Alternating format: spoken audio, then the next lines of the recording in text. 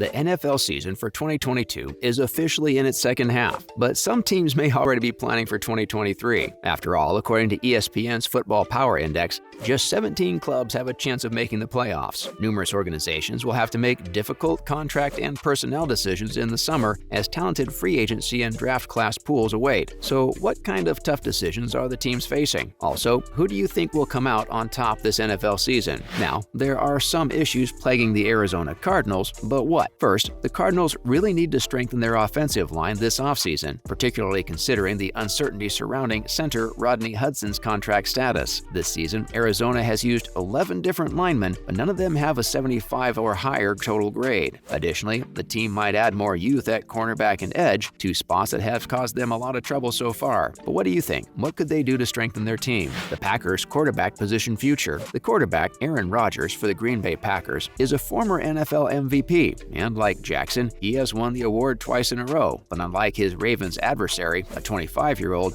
Rodgers is nearing the conclusion of his playing days. This season, the 38-year-old has also not played very well. With 19 touchdown passes, 7 interceptions, and 2,542 yards of total passing, Rodgers has a 93.2 quarterback rating. Of course, Rodgers is not solely to blame. Leading wide receiver Davante Adams was moved away by Green Bay over the summer, while offensive coordinator Nathaniel Hackett left to officially become the head coach of the Broncos. Elton Jenkins, Randall Cobb, Christian Watson, and David Bakhtiari have all sustained injuries, which hasn't helped the situation. The issue is Rodgers' failure to improve the offense. It emphasizes how urgently Green Bay has to locate his replacement. After this season, Rodgers' contract will have $99.8 million in dead money left, which means he'll be around for at least one more year, but the end is very much in sight. Do you think his position is in serious trouble? Next up, the Baltimore Ravens. The Ravens are the NFL team who must get more support. Due to injury, Rashad Bateman has played fewer than 800 snaps throughout 2 seasons. Tylan Wallace and James Prochet haven't taken on significant responsibilities, 8 targets, 51.6 PFF grade, and 5 targets respectively. Baltimore could also do wonders if they get more youth at cornerback and edge positions, where they are currently relying on several more senior veterans, including Marcus Peters, Justin Houston, and Jason Pierre-Paul, to manage those positions this season. Another NFL issue, the Dallas Cowboys situation. The NFC East opponent Dallas Cowboys are in a far better situation than the NFC East Giants because quarterback Dak Prescott has a contract that runs through the 2025 campaign. Dallas, however, isn't without their issues. They also must find an answer to their current running back situation. Ezekiel Elliott, a versatile running back similar to Barkley, formerly played for Dallas. The 3-time Pro Bowler, though, hasn't been as productive in recent years, and as of Week 11, he was averaging just 4.1 yards per rush, while Tony Pollard, his backup, has emerged as the more talented runner. Despite scoring twice on the ground in his comeback from a knee injury, Elliott only gained an average of 2.8 yards. Pollard gained 5.3 yards per carry and had 80 yards rushing overall, while also getting 2 touchdowns. Dallas could decide to cut ways with the 27-year-old Elliott and side Pollard again instead. Dallas will attempt to retain both backs, but it might be forced to replace one of them through the draft or free agency. Now, the Panthers are also facing a similar issue. Since Cam Newton left, the Panthers have backed away from selecting a quarterback in the first round, but now is the appropriate time to do so. In 6 outings,